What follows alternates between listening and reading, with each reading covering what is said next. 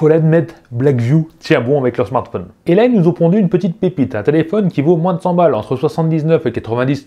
Bon, après, quand je dis 79 €, c'est le prix le plus bas constaté sur le net. Si tu veux un prix français avec la garantie française, tu seras plus proche des 99 €. Je t'aurais mis le lien sur Cdiscount si tu vas aller voir. Et en regardant de près, il ressemble grandement à une grosse marque connue. Mais la question c'est, a-t-il un seul point commun avec l'iPhone 13 ?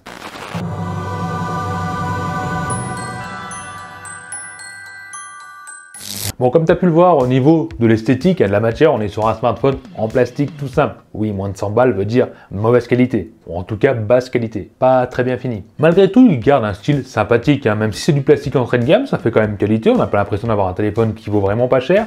On a les 3 capteurs donc du style iPhone 13 qui rend plutôt bien, c'est bien intégré. Bon là la couleur, on est sur du gris, sachant qu'il prend pas trop les traces de toi, donc on peut dire que c'est plutôt réussi, mais il y a quand même un gros défaut qui m'a fait mal. Je ne savais pas que ça existait encore, mais on est sur du micro USB, et oui, l'USB Type C, non. Et pourtant, leur smartphone méga entrée de gamme à 50 € que j'ai testé ici a déjà de l'USB Type C.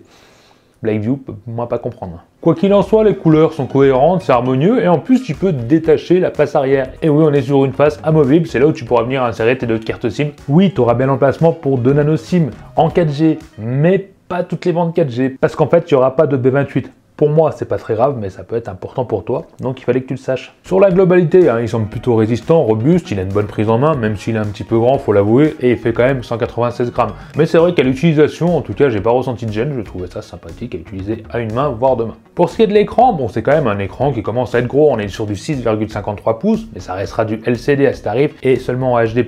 J'ai été quand même agréablement surpris, faut dire que les couleurs sont belles, c'est plutôt vif, c'est agréable. Malgré qu'on soit en LCD, ça reste quand même une belle réussite pour un écran à ce tarif-là. Là où je viens titiller un tout petit peu, c'est sur la luminosité, parce qu'on a une luminosité limitée à 260 nits. Et voilà, comme je le dis à ce tarif, on va pas s'en plaindre, sachant qu'il est bien sensible, qu'il est réactif, c'est quand même plutôt bien calibré. C'est un bel écran malgré tout. Mais il y a un truc qui m'a choqué, oui, ça m'a perturbé un petit peu quand même, c'est qu'on n'a pas d'empreinte digitale.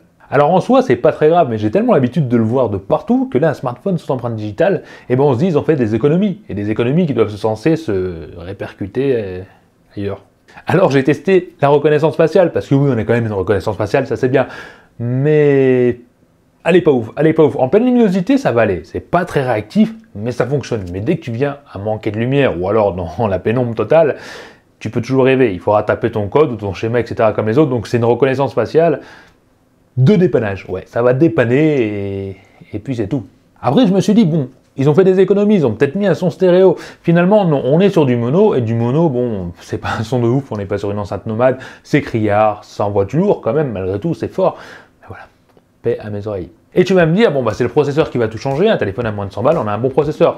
Figure-toi que bon, il est pas excellent du tout, mais il est pas mauvais. On est sur le Mediatek Helio A22, qui reste un processeur entrée de gamme, faut l'admettre, mais au score en tutu, il va se débrouiller, je crois qu'on a 89 000 et des poussières. Bon, c'est clair, on n'est pas sur une puissance extrême, et tu pourras pas faire tourner tous les jeux avec, oublie les Call of Duty, ou oublie en général les jeux 3D puissants, tu pourras bien sûr jouer à Candy Crush, etc., les jeux standards qu'on a sur Play Store, et ça fonctionnera très bien. Mais il y a encore un mais.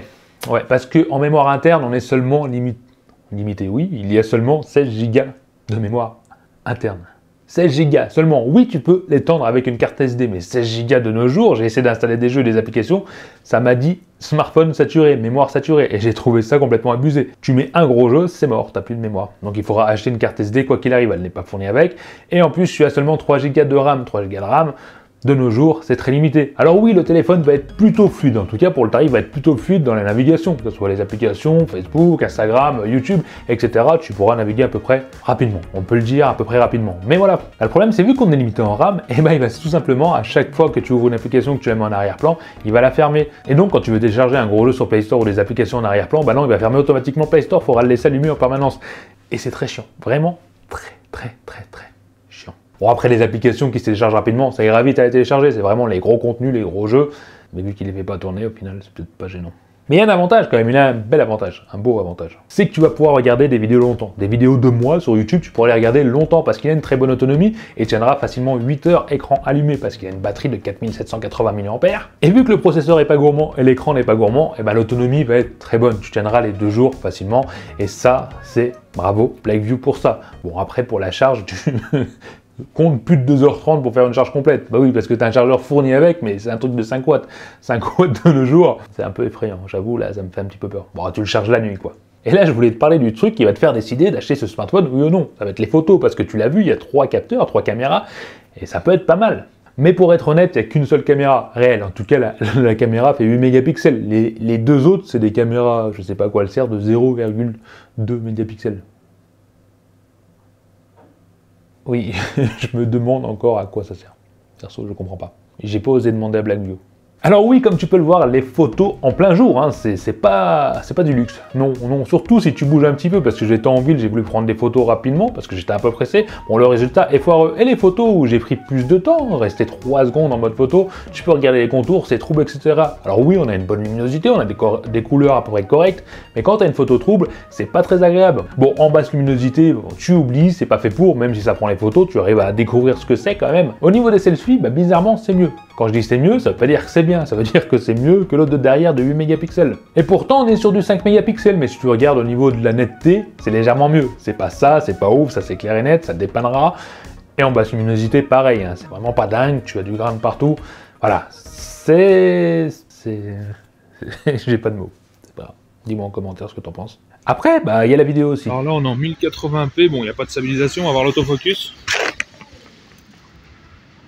Ouais, franchement, ça va. Ça va, je m'attendais à bien pire.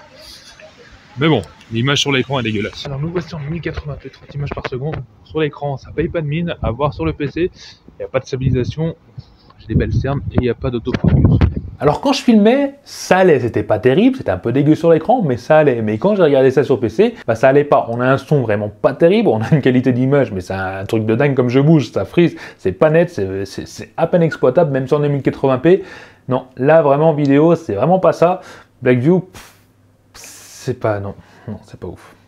Bon, alors si on devait conclure, hein, franchement, pour être honnête, on a un écran qui est quand même plutôt joli, faut l'admettre, une très bonne autonomie, ça c'est très bien Blackview, et il est fluide en utilisation standard, des petits jeux, navigation, TikTok, etc. C'est un très bon smartphone pour ça. Par contre, si tu veux du jeu, de la photo, next, oublie, passe à autre chose, zap, passe à une autre marque ou paye un peu plus cher, parce que quoi qu'il arrive à moins de 100 balles, c'est difficile de trouver performant en jeu et surtout en photo. Je pense pas que ça soit réellement une mauvaise affaire, mais je pense pas que ça soit non plus un coup de fusil. Et je compte sur vous en fait pour me dire en commentaire est-ce que ça vaut le coup de l'acheter ou de l'offrir à ce tarif-là. N'hésitez pas à mettre ce pouce bleu si vous avez aimé la vidéo et puis bien sûr à t'abonner si tu n'es pas encore un Tukiwanchi1. Moi j'en ai fini pour aujourd'hui et je vous dis à la prochaine vidéo. Allez bye.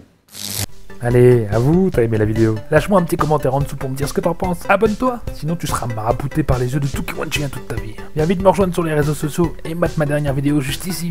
Allez, je compte sur toi pour la prochaine vidéo. Bye bye.